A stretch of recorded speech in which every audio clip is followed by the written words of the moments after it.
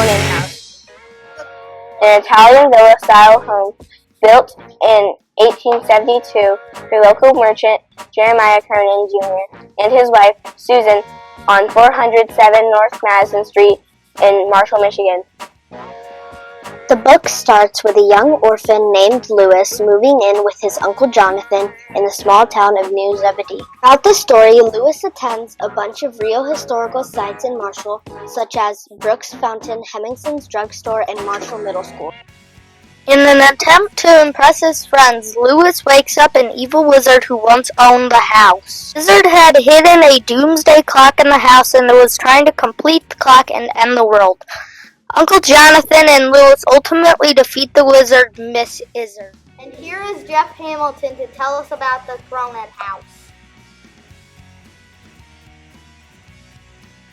Why do you think the Cronin House is iconic to Marshall?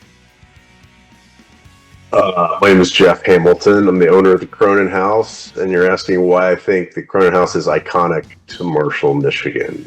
Yes. Well, I think it's, the obvious reason is John Bellairs wrote the book, The House with the Clock in Its Walls, and that was inspired by my house, the Cronin House.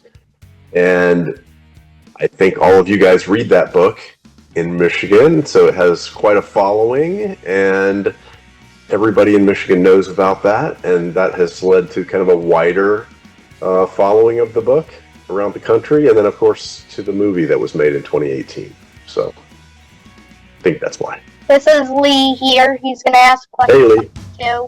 Hello. Okay. When and why did you become or did it become a historical landmark? When did it become a historical landmark? And why?